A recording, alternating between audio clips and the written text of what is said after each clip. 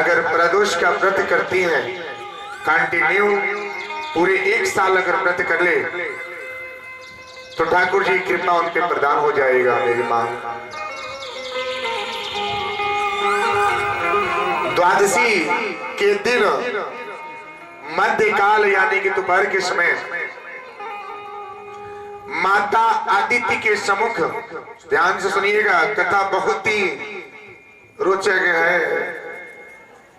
आदित्य के सन्मुख यानी कि सामने वामन अवतार के रूप में भगवान विष्णु प्रवेश होते हैं।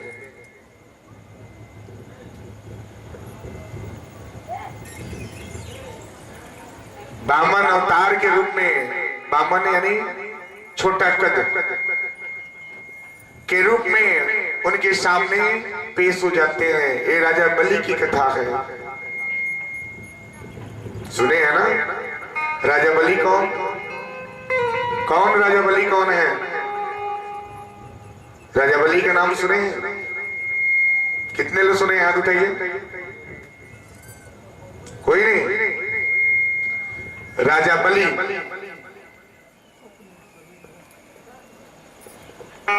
बलि जो हिरण्यकश्यप के पुत्र प्रहलाद जी का नाम सुने हैं? ध्रुव का नाम सुने? प्रहलाद जी का सुने कि नहीं सुने हैं? जिन्होंने नहीं सुना वो भी हाथ ऊपर करे, जो सुने हैं वो हाथ नीचे करके रखे। नहीं सुने? हिरण्यकश्यप के पुत्र प्रहलाद के पुत्र बिलोचन के पुत्र राजा बलि। सोचिए कितना पीढ़ी हो गए। राजा बलि की कथा। अब वामन अवतार में भगवान जी जब आदित्य के सामने, किसके सामने? आदित्य के सामने कश्यप ऋषि की पत्नी अदिति, पति पत्नी, उनके सामने जब सन्मुख जब ए उतरे कौन? वामन अवतार में भगवान जी। कश्यप ऋषि बहुत ही तपस्वी थे, बहुत ही ज्ञानी थे। अब इनकी पत्नी ने बोला कि हे प्रभु, कौन सा ऐसा व्रत करें कि सुख शांति हर मनोकामना सिद्ध हो? पति ने बोले क्या? पति ने बोले कि ठीक है, आप पयोव्रत का उद्यान करें। पयोव्रत का उद्यान करें यानी कि जल ले। पयो माने जल भी होता है, दूध भी होता है, यानी जल। आप जो व्रत करते हैं कुछ ऐसे संकल्प कर लें कि आप जल पे ही रह जाएं, त्याग करें कि आपकी मनोकामना सिद्ध हो जाए। अब अदिति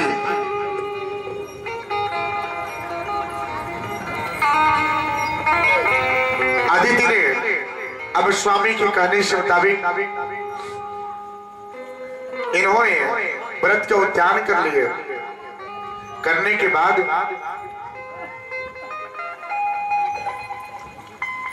सन्मुख स्वप्न में भगवान जी दर्शन देते हैं कि उनके चतुर्भुज रूप है, और उन्होंने दर्शन दिए कि हम आपके पास में हैं। कुछ दिन व्यतीत हुआ, वही वामन अवतार के रूप में भगवान जी उस कश्यप ऋषि के आश्रम में प्रवेश हो जाते हैं।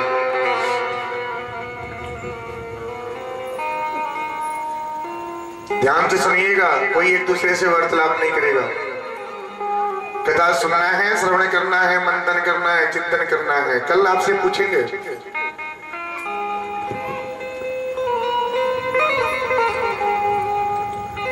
अब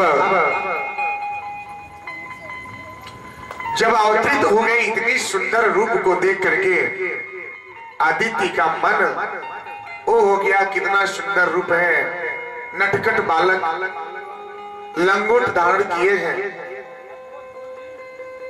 माथे पे तेज, होठों पे हंसी मुस्कुराहट, कितना सुंदर रूप है।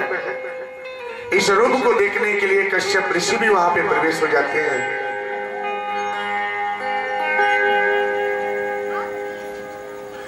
कश्यप ऋषि भी प्रवेश हो जाते हैं। ब्रह्म कौन है? जो ब्रह्म का ज्ञान हो। ब्राह्मण वही जो ब्रह्म तो के ज्ञान रखे। जब ये दर्शन दिए तो उनकी आयु 7 साल की थी। 7 साल। ब्राह्मण जो होते हैं ना, ब्राह्मण के बालक अगर होते हैं तो उनकी उपनयन होता है। उपनयन समझते हैं? जनेऊ।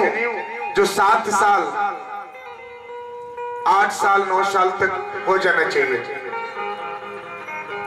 उसके बाद उपनयन का दोष लगता है। ब्रह्मत्व का ज्ञान जो उस अल्प आयु में होता है, जो 7-9 की अवस्था पे जो उपनयन हो गया, जनेऊ हो गया,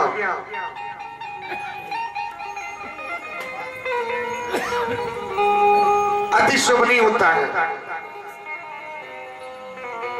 अब सब लोगों ने मिल करके बोले क्या इस बामन भगवान जी का उपनयन कर दिया जाए, जनेऊ कर दिया जाए।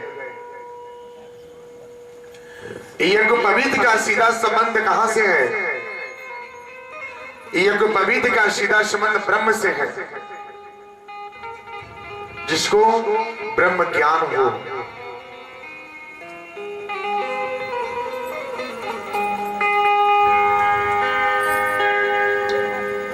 पुत्र के माता पिता बनते हैं, माता पिता होते हैं तभी तो पुत्र होते हैं। सूर्य नारायण और गायत्री देवी साक्षी। उपनयन होता है, जनेऊ जब होता है तो वेद विहित के शास्त्र होता है, वेद के अनुसार होता है।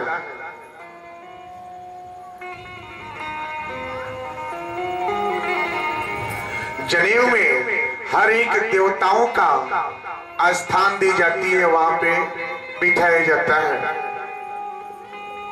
देखे हैं किसी ब्राह्मण के घर पे जनेऊ कितनी माताएं देखी हैं? बताइए, कोई देखा है? कोई नहीं। हम बताते हैं।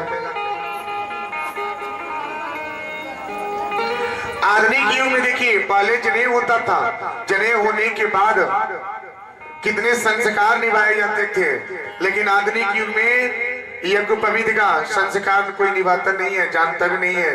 वो अपने आप को नहीं पहचानता, ब्राह्मण है लेकिन ब्राह्मण का ज्ञान ही नहीं है, उसके पास ज्ञान ही नहीं है, तो यज्ञ पवित्र का नियम कैसे निभाएगा? अगर सच्चा ब्राह्मण होगा 3 बार स्नान करता है, प्रातः काल, मध्य काल और सायंकाल। 3 संध्या करता है। संध्या करने के बाद जनेऊ के साथ, जनेऊ क्या है? उसमें गायत्री स्वरूप, गायत्री स्वरूप देवी,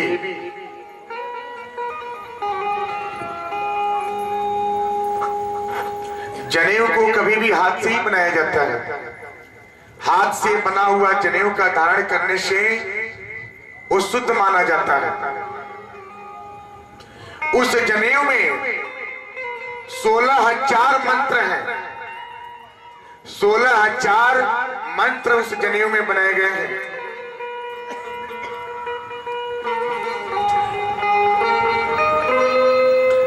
और उसे पढ़ने का अधिकार यज्ञ पवित्र सन्यासी को ही होता है। यज्ञ पवित्र सन्यासी को ही उसका अधिकार होता है। जनेऊ के निर्माता कौन है? ब्रह्म है, ब्रह्मा जी, त्रिगुण स्वामी।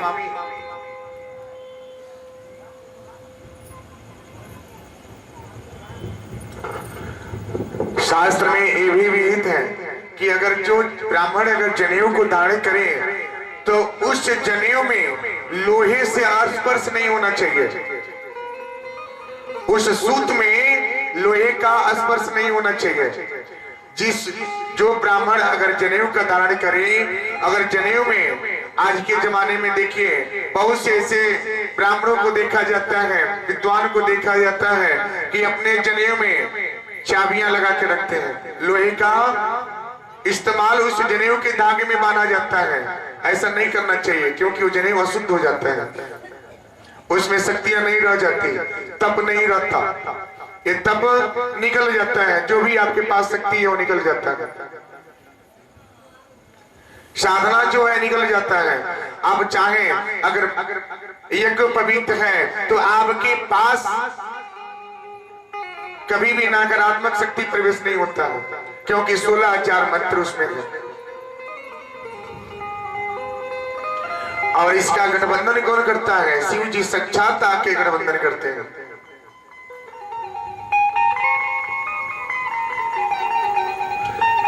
एक तेज स्वरूप जनेऊ जो धारण कर ले, उसके अंदर इतनी तेज हो जाएगा, सच्चा ब्राह्मण सच्चा मन से अगर धारण करके उसका नियम पालन करे तो कोई मंत्र की आवश्यकता करने की जरूरत नहीं होगी, केवल जनेऊ से ही उसके पास तप सिद्ध होगा।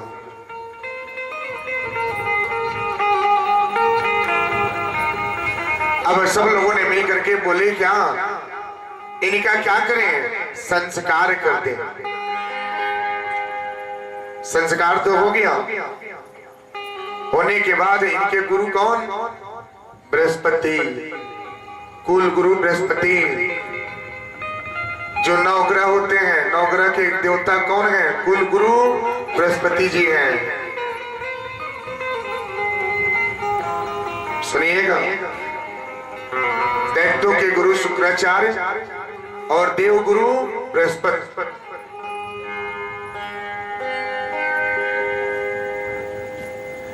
जब वहां पे गए, जाने के बाद अब जब भिक्षा देने की बारी आई, भिक्षा लेकर आए, इन्हें कुछ गांव गए, भिक्षा लेकर आए, आ करने के बाद गुरुजी के सामने पेश किए। गुरुजी बोले क्या? अरे भाई आज भिक्षा क्यों इतना कम मिला है? बामन भगवान बोले कि गुरुजी आज भिक्षा कम मिला है, आज कुछ मिला ही नहीं है। गुरुजी बोले क्या ये काम करो, भिक्षा वहां पे ज्यादा मिलेगा। कहां पे? आप चले जाइए नर्मदा नदी के तट के किनारे, जो राजा बलि की अश्वमेघ यज्ञ चल रहा है, वहां पे आपको भिक्षा मिलेगा। अब बामन भगवान वहां पे चलते गए, ध्यान से सुनिएगा, बहुत ही रोचक है, बारीकी शब्द है इसमें। माता पिता पुत्र से संबंध, पुत्री से संबंध कैसा होना चाहिए, कल मैंने बताया। पति पत्नी का रिश्ता कैसा होना चाहिए, ये भी आप लोगों मैंने पेश किया है। जब वहां पे पहुंचे, देखने के बाद दैत्य गुरु शुक्राचार्य उस यज्ञ के आचार्य थे, यानी राजा बलि अश्वमेघ कर रहे थे। जब देखे तो उस सुंदर रूप को देखने के बाद जितने भी नगर के लोग थे, जितने भी व्यक्ति थे, जितने भी दरबारी थे, सब लोग ने देखा वाह कितना सुंदर छवि है।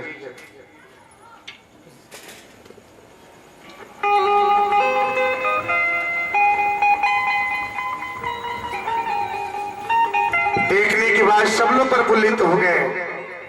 राजा बलि भी देखे, देख करके आए, इनको प्रणाम किए, आदर सत्कार किए, बिठाए। उसके बाद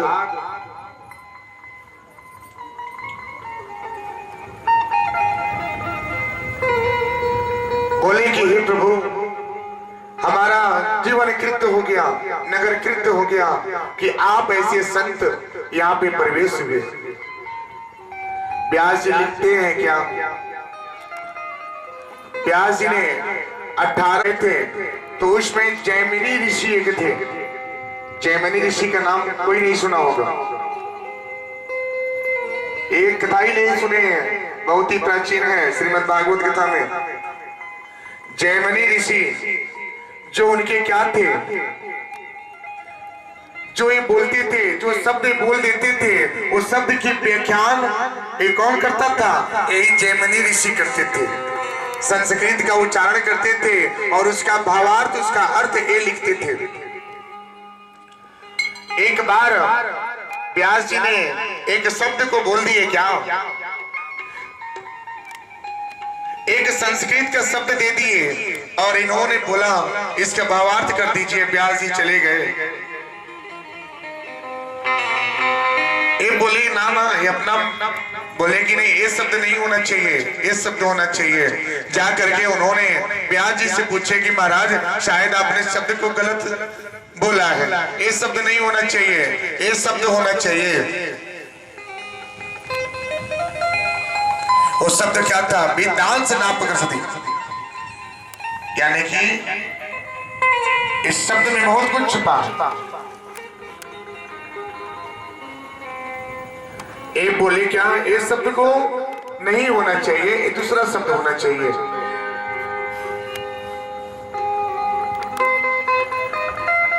बोलते गए, उसके बाद बोले ठीक है, हमने जो बोला है गलत नहीं बोला। इनका कहने का तात्पर्य ये था कि ज्ञानेंद्रिय को कोई बस में नहीं करके रखा है। उस शब्द में लिखा है वेदांत नाप कर सती, यानी कि अपने बस में कोई ज्ञान इंद्रियों को नहीं कर सकता। जो ज्ञान इंद्रिया अपने बस में कर लिया वो समझिए वो ब्रह्मत्व हो गया। वही क्या है? वही ब्राह्मण है।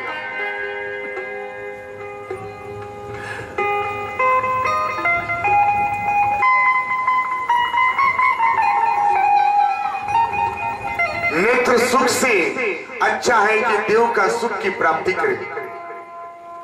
नेत्र से ही सब कुछ हो जाता है। नेत्र से अच्छे बुरे, अच्छे भला, अच्छे बुराइयां सब कुछ हो जाता है कि ये अच्छा है, ये बुरा है, ये हमारे लायक है, ये कितना अच्छा है, ये कितनी सुंदर है, ये कितना सुंदर है, हमारा शरीर कितना सुंदर है।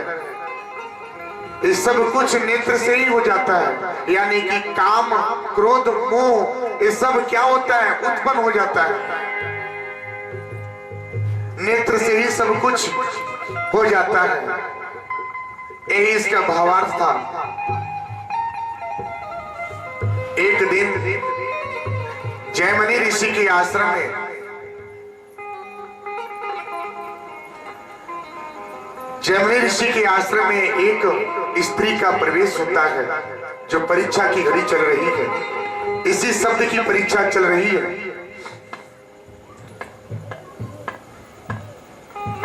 व्यास जी के आश्रम में जैमिनी ऋषि जब थे उसी समय एक स्त्री बारिश में भीगी हुई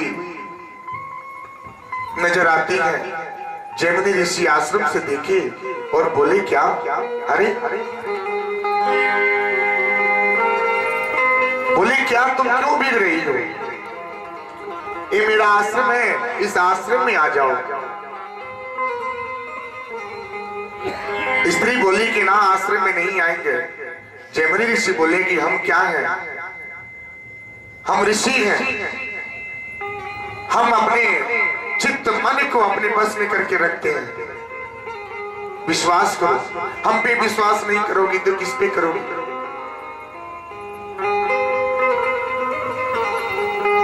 विश्वास का दूसरा नाम क्या है? छल। आप किसी चीज को,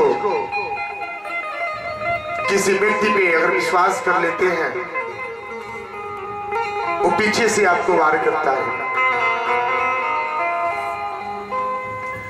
जैमिनी ऋषि के कहने से वो स्त्री प्रवेश तो हो गई।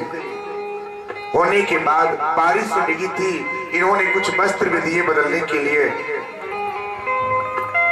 जैमिनी ऋषि बोले क्या, ये बताइए आपकी विवाह हो चुका है? उन्होंने बोला ना, विवाह तो नहीं हुआ। उन्होंने बोला मुझसे विवाह करोगी?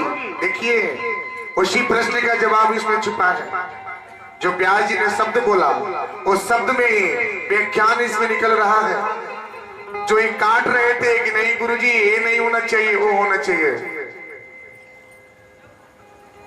जब शिष्य ही चतुर बन जाए और ज्ञानी बन जाए तो गुरु को ज्यादा वार्तालाप नहीं करना चाहिए, दूर से उसको प्रश्न से उलझा देना चाहिए। अगर तर्क वितर्क करेंगे तो वहां पे अपमान हो सकता है, अपमान हो सकता है। छोड़ दीजिए, छोड़ दीजिए, दूर पे ही रास्ते में ही छोड़ दीजिए, समय आएगा तो बस समझ जाएगा। अगर पुत्र श्याना हो गया, अगर किशोरावस्था हो गया तो ज्यादा उस पे प्रेशर नहीं देना चाहिए, मित्रवत व्यवहार करना चाहिए, कंधे पे हाथ रख के बोलना चाहिए, पुत्र क्या बात है, क्या कमी है बताओ। जब अपने दुख जाहिर करेंगे तब वो सब कुछ बताएगा। जैमिनी ऋषि के साथ ऐसा ही हुआ।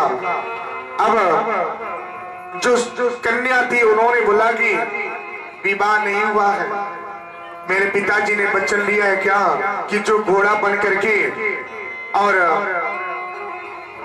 कालिख लगा करके जो अम्बा जी के मंदिर में जाएगा, हमें सवार करा के लेके जाएगा, उसी से विवाह करना है,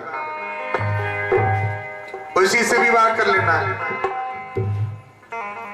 अब क्या हुआ?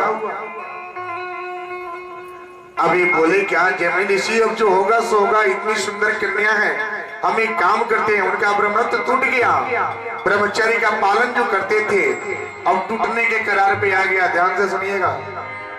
अब ये विवाह रचाने में इन्होंने क्या किए, उस व्यास जी के वचन को इन्होंने तोड़ने का प्रयास कर दिए और वहां तक जो संत थे वो घोड़ा भी बन गए और कालिख भी लगा लिए और उस स्त्री को बैठा करके अपने पे सवारी करा करके अम्बा जी के मंदिर तक लेके गए। ऐसा प्रेम होता है, ऐसा ही प्रेम होता है ना मेरी मैया।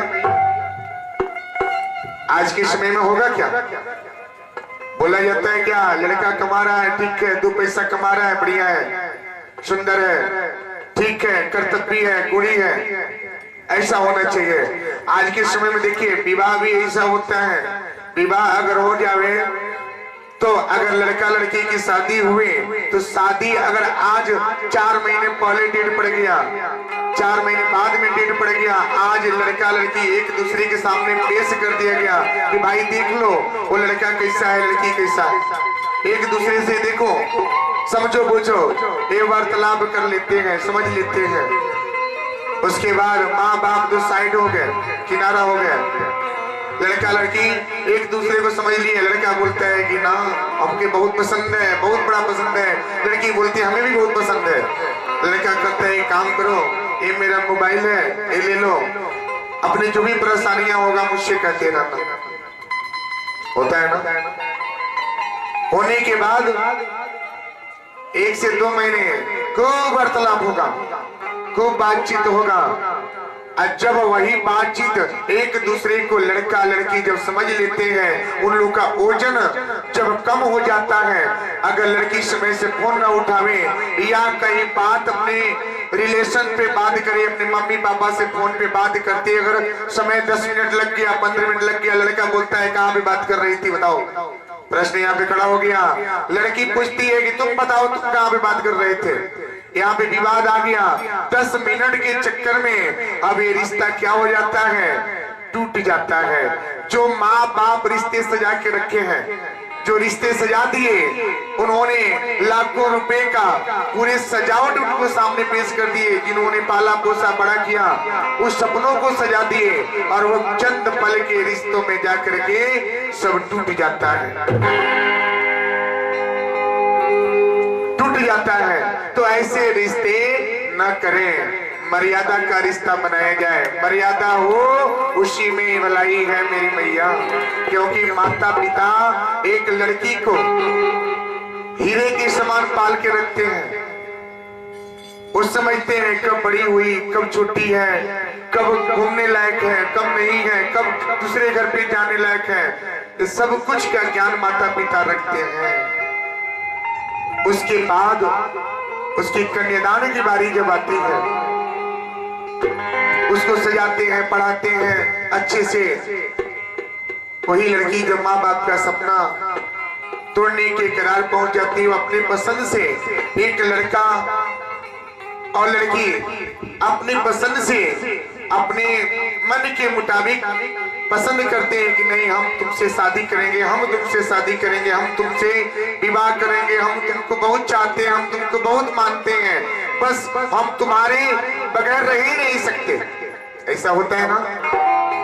होने के बाद वो लड़का क्या करता है, उस लड़की को माया में, लड़की बहुत ही मोह माया में रहती है, माया रहता है बहुत, उन लोगों के पास माया रहता है, बहुत कोमल दिल के होते हैं, उनको मीठे मीठे बातों में फंसा दिया जाता है। फंसाने के बाद अब एक समय आ जाता है कि लड़का लड़की विवाह करने के योग्य हुए नहीं, नाबालिग हैं, फिर भी अब एक दूसरे के साथ रहने के लिए तैयार हो जाते हैं। लड़की अपने माँ बाप का सपना बिखेर देती है। उसके बाद वो लड़का कुछ दिन तक अपने साथ रखता है। रखने के बाद जिस तरह से एक अच्छा सा फल होता है, आप फल का सेवन कर दिए, मीठा लगा तो सेवन कर लिए, खट्टा लगा तो साइड कर दिए, उसी तरह से लड़की का जीवन होता है। चिंगम की भांति रस रहा, जब तक मिठास है तब तक बात विचार मिल गया, मिल रहा है तब तक वो लड़की अच्छी है, लड़का अच्छा है। जब बात विचार नहीं मिला तो चिंगम की भांति थूक देते हैं, लड़की का जीवन बर्बाद हो जाता है और भाग करके वही अपना क्या करती है, आत्महत्या करने की कोशिश करती है। तो ऐसे विवाह ना करें, ऐसे विवाह ये जीवन में सुख नहीं देगा, ये दुख ही दुख देता है। उसको त्याग करें। जो भी बहनें हैं, जो भी भाई इस मार्ग पे हैं, उसको दूर करें। हमारा कर्तव्य है ज्ञान देना, आप उसको ग्रहण करें। हम आपके घर पे नहीं आएंगे बताने के लिए, जो बताएंगे एक बताएंगे, जो अमल करेगा उसका जीवन बन जाएगा। प्रेम किशोरावस्था की ऐसी अवस्था है कि उसको कोई रोक नहीं पाता, जो उसको रोक लिया उस जीवन बन जाता है, जो नहीं रोका वो जीवन बर्बाद हो जाता है।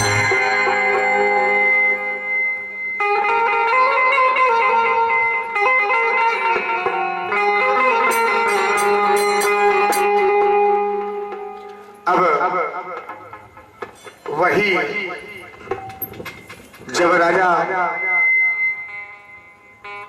बलि जब देखने के बाद बोले, क्या महाराज, हमारा तो कृत्य हो गया कि आप यहाँ पे पहुंचे, आप यहाँ पे पहुंचे, विराजिए, बैठिए। बिठाई, आसन दिए। राजा बलि ने बोला कि हम सबको खुश करते हैं, सबको दान देते हैं, हम आपको भी देना चाहते हैं। वामन भगवान बोले, क्या? मुस्कुराए, मुस्कुरा करके बोले, क्या?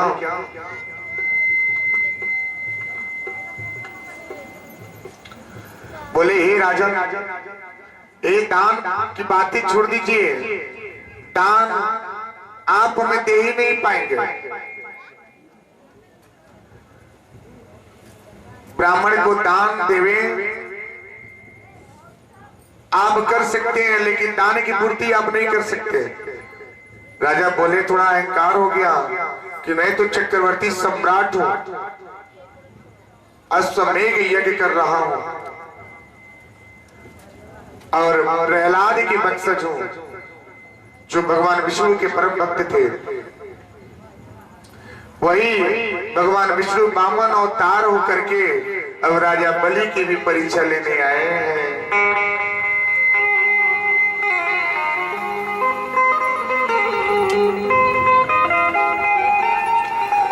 अब जब पहुंचे इन्होंने बोला दान नहीं दे पाएंगे। शुक्राचार्य ने समझाया महाराज आप दान दीजिए, लेकिन सोच समझ करके दान दीजिए।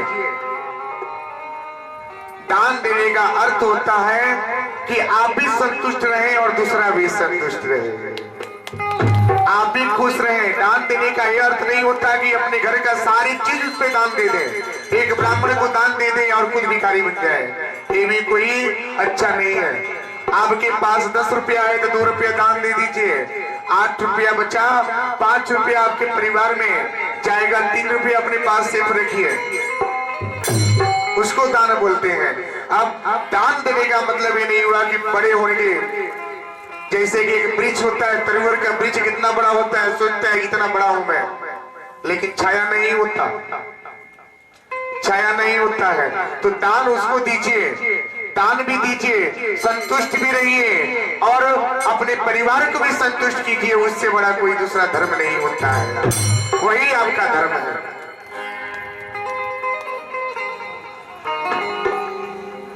ब्राह्मण तो हमेशा भूखा है, उसको दान देंगे तो हजम कर लेंगे, लेकिन दान देने का भी लेने का भी एक जगह होता है। राजा बलि बोले कि महाराज हम आपको ऐसे नहीं जाने देंगे, दान मांगिए, आपको क्या चाहिए? भगवान बोले क्या कि आप हमारी दान को पूर्ति नहीं कर सकते। उन्होंने बोला क्या, आप मांगे तो सही,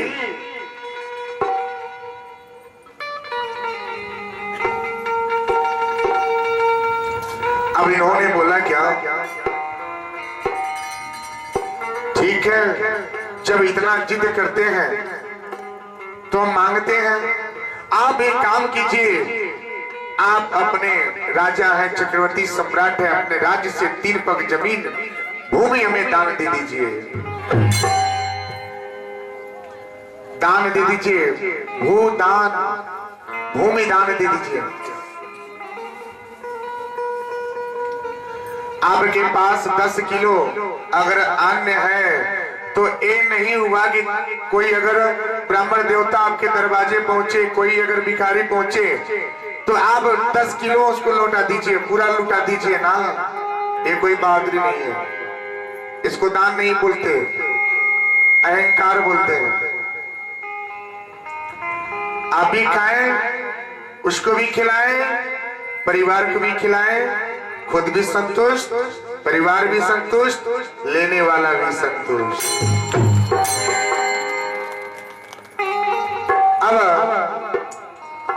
राजा बलि जब इतना जिद करने लगे तो इन्होंने मांग लिए। भगवान बोलेगा ठीक है, राजा बलि बोले भगवान के सामने ठीक है ले लीजिए। शुक्राचार्य समझाते गए महाराज गलती कर रहे हैं, अभी ठहर जाओ, रुक जाइए, अनर्थ हो जाएगा। लाग समझाने पे उन्होंने बोला ये ब्राह्मण अवतार हैं, साक्षात नारायण के अवतार हैं, इनके नापने से पूरा पृथ्वी नप जाएगी तो आपके पास रह क्या जाएगा। अब राजा बलि को और भी बल हो गया, उन्होंने बोला क्या ही अवतार हैं, नारायण अवतार हैं, वाह कितना अच्छी बात है, तब तो मेरा जीवन कृत हो गया, मेरा जीवन कृत हो गया। ये सब कुछ मेरा नहीं है, क्या फायदा, ये धन कमाने से क्या फायदा कि धन भी कमाइए तो कुछ हमारा धन परमात्मा के पास नौछावर हो रहा है और हमारा शरीर उनके पास नौछावर हो रहा है, इससे दूसरा कोई धर्म नहीं होता। लक्ष्मी नारायण भगवान की। अब जब ये बात जब राजा बलि बोलने के बाद भगवान जी ने पहला पग नापा, नापे पृथ्वी से लेकर के पाताल ये नाप लिए, यहाँ तक स्वर्ग भी उनके पास आ गया और लास्ट में उन्हीं के मापने से उनका शरीर भी उनके पास आ गया। बचा क्या,